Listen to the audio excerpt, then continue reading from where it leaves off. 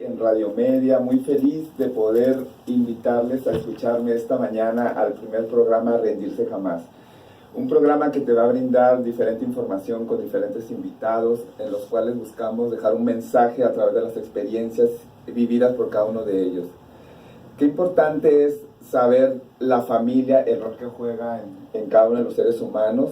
Y el día de hoy vamos a tener una charla con una invitada muy especial, una amiga muy querida, psicóloga familiar, que va a hablar como una experta de esta situación respecto del tema que tenemos esta mañana, y el tema se llama Afrontando la vida como familia especial. ¿Por qué llamar familia especial? ¿Qué es una familia especial? Muchas veces nos dejamos llevar por los estereotipos, por los paradigmas o creencias, y a veces hasta nos llegamos a sentir agredidos cuando en algún momento alguien nos cataloga como familia especial. Entonces ahorita esta psicóloga, amiga muy querida, que es madrina de este primer programa, nos va a venir a hablar de su experiencia, de qué forma enfrentó la vida ella al momento de formar parte del grupo selecto de familias especiales. Bienvenida, Mari, ¿qué tal? Muy buenos días, gracias por aceptar la invitación de ser la madrina de este primer programa. Gracias, muy buenos días a ustedes, querido público, y claro que es un placer para mí estar acompañando en esta nueva faceta a mi compañero, amigo, colega Antonio, y pues darle la bienvenida a todo aquel que está escuchándonos en este momento. Muchas gracias, Mari, qué bueno que estás aquí. Y pues, como bien sabes, el tema de hoy que aceptaste venir a compartir con nosotros es afrontando la vida como familia especial, y pues tú eres de las privilegiadas, ¿no?, que en determinado momento llegaron a formar este núcleo. Y pues me gustaría que nos compartieras por qué razón llamarle familia especial. ¿Es sano, no es sano? ¿Qué piensas de ese nombre que se le asignan a las personas que en determinado momento uno de los miembros de su familia nace un hijo con alguna problemática, alguna discapacidad, llámese autismo, Asperger, alguna atrofia muscular, etcétera? Básicamente podemos decir que todas las familias tenemos alguna característica especial. Sin embargo, la connotación de familia especial se deriva por la misma necesidad que el niño, aquel pequeño que ha nacido y que tiene ciertas condiciones que lo diferencian de otros pequeños en la cuestión de necesidades especiales, llámese discapacidad, como dices tú, motora, una discapacidad mental, una discapacidad intelectual, una discapacidad. Y cuando se habla de una discapacidad en general, también la familia se envuelve en este sistema. ¿Okay? Y entonces, al estar envueltos en ese sistema, el entorno se vuelve diferente.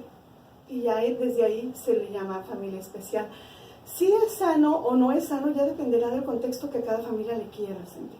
Okay. Y qué interesante, ¿no? Porque parte de aceptar, creo yo, ¿no?, que no he tenido yo ese privilegio que se pudiera llamar de estar o pertenecer a una familia así especial, hasta lo que yo sé. Pero qué importante es aceptar esa parte, ¿no? El considerarme como familia especial, porque de ahí parte todo, ¿no? A veces hay personas que no les gusta como que se les llame con ese término, ¿no? Se les hace como agresivo, pero yo creo que es parte de la resistencia que a veces tienen los miembros al decir, no, o sea, somos iguales y todos valemos igual y demás. Pero entonces ahí creo que hay una merma, ¿no? Porque entonces no permito brindarle todo lo que requiere el miembro especial de mi familia para que éste se desarrolle eficazmente, ¿no? Creo yo. ¿O qué piensas? Básicamente está justamente en lo que tú dices, el no permitir. Sin embargo, al poder determinar qué es una familia especial, tendríamos que hablar de las etapas. Desde la llegada del pequeño, desde que te das cuenta que sí está bien o no está bien, y que empiezas a tener esta serie de dudas hasta llegar a un diagnóstico. El diagnóstico es el que va a determinar qué tan poderosa te sientes tú para afrontar una situación como la que vives. Entonces ahí es donde tú como familia especial, yo como familia especial, o la sociedad atendiendo a esta situación, dependerá esta misma justamente de cómo te sientes tú. Perfecto. Y a ver, cuéntanos, Mari, ¿qué edad tenías tú y tu pareja cuando bueno, cuando vino tu hijo, que creo que fue el primero, tu primer hijo, ¿qué edad tenían tú, tu esposo, cuando nació tu hijo? Cuando nació mi hijo tenía yo 26 años, 25, 26 años, y mi esposo tenía 28. Debo de reconocer que en aquel tiempo yo no era psicóloga familiar, solamente me dedicaba a la casa, trabajé muchos años en contabilidad, entonces pues mi rumbo era diferente, ¿no? Y al tener a nuestro pequeño hijo, pues es como todas las familias primerizas, encontramos en él todas esas idealizaciones que tenemos para el futuro, ¿no? Ok, ¿y cuál fue tu primera reacción? ¿Cómo sucedió? Desde que el niño, cuando se estaba gestando, tú ya sabías, o fue al momento de nacer, ¿cómo fue la noticia? ¿En qué momento? La discapacidad la vas a tomar dependiendo el tiempo que lleves tú con esta misma situación. Y hay diferencias. Hay una diferencia en el síndrome Down, una diferencia en las discapacidades motrices, una diferencia en las discapacidades mentales. Y en mi caso, la discapacidad o esta situación, este trastorno que mi hijo vive es autismo. Entonces el autismo no se determina en la gestación, ni tampoco se determina a la hora del nacimiento, se va determinando con el tiempo. Y pues básicamente nos va preparando, ¿verdad? Porque al final de cuentas, cuando tienes un hijo con una discapacidad, si es visible, te prepara desde un principio, pero cuando no lo es y cuando va pasando el tiempo y te das cuenta que algo, y me di cuenta, más bien porque voy a hablar en mi persona, y me di cuenta que las cosas no estaban funcionando como yo esperaba, empezaron las dudas y empezaron las incógnitas y todos estos temores se fueron agrandando. ¿Qué edad tenía tu hijo cuando tú ya empezabas a observar algunas diferencias? Ok, cuando yo empecé a darme cuenta que había una situación, mi hijo tenía aproximadamente 2 años. Hoy en la actualidad esta discapacidad empiezas a notarla a partir de los 6, 7, 8 o hasta 10 meses, ¿no? La misma información que se genera por las redes, por los libros, por tantos historias de éxito nos permiten tener un diagnóstico más oportuno. En aquel momento, pues lo único que yo observaba era que el niño era diferente. ¿Cómo es ser diferente? Básicamente el no poner atención, el desinterés ante su entorno. Pero al final de cuentas, no todos los niños son iguales y puede pasar tiempo antes de que tú te des cuenta. Ok, perfecto. Entonces, haces observaciones respecto a lo que pasa con tu hijo. Me imagino que empiezas a buscar, informarte, a lo mejor a llevarlo a que lo revisen y demás. ¿Cuánto tiempo transcurre o ya en qué edad fue inmediato que te diagnosticaron que tu hijo, porque hace ratito hablabas de que se hace un diagnóstico y todo eso, ¿verdad? Entonces, cuando todo ese proceso en donde tú, Mari Carrillo, la madre de un hijo que al inicio pareciera un niño normal como todos, se va encontrando con que empieza a tener formas diferentes de comunicar, de socializar. Entonces, ¿qué tanto tiempo transcurre de los 2 años que aproximadamente tú descubres esas diferencias a cuando le hacen todos los estudios, los diagnósticos y que ya tienes la certeza por expertos de que tiene ese trastorno? En mi caso fue muy rápido,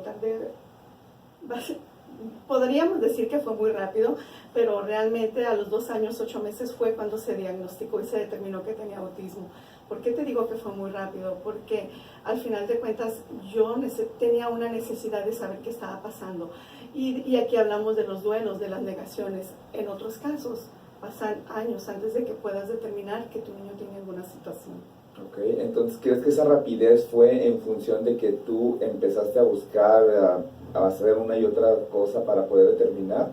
¿O no, simplemente fue un proceso normal que pudiera darse? Porque me refiero porque a veces existe una resistencia, ¿no?, en la familia en decir, no, mi hijo está bien, y entonces no busco ayuda, o no pregunto, o como que voy, pero luego ya no regreso, y entonces eso se empieza a alargar. En el caso tuyo, ¿sí fue muy consecutivo o no? En mi caso, después de los 2 años, todavía tardé como 6 meses antes de poder determinar que necesitaba apoyo. Cuando ya mi hijo cumplió 2 años, 8 meses, ya tenía el diagnóstico en mano, y el diagnóstico fue prácticamente como en mes y medio o 2 meses, y así fue como empezamos a partir de los 2 años, 8 meses, pues caminar. Ok, perfecto. Y entonces, ¿y cómo te sentiste cuando ya, aunque ya sabías o tenías nociones o pensabas, pero pues siempre existe la esperanza, ¿no? A veces de que no quiero que sea, aunque todo parece indicar que sí. ¿Qué sucedió contigo? ¿Cómo te sentiste cuando ya era así? O sea, está confirmado y tu hijo tiene esto. Ya tenía nombre, lo que tú antes no sabías. Es difícil porque al final de cuentas, como te decía, cuando eres mamá primeriza o cuando simplemente eres mamá, tú esperas tener un hijo y lo amas y decides que su futuro va a ser mejor que el tuyo, ¿no?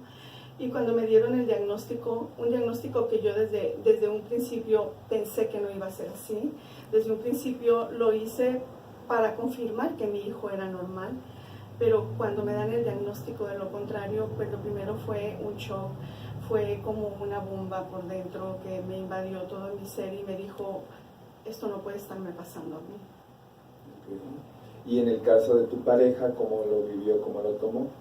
En el caso de mi pareja, depende, ¿verdad? Los caballeros, aunque sienten, pero cada uno siente diferente. Mi esposo también, ya platicando con él en su momento pensó, híjole, no poder jugar fútbol con él. Eso. Eso fue lo que... Sus deportes, perfecto, interactuar con él como hijo.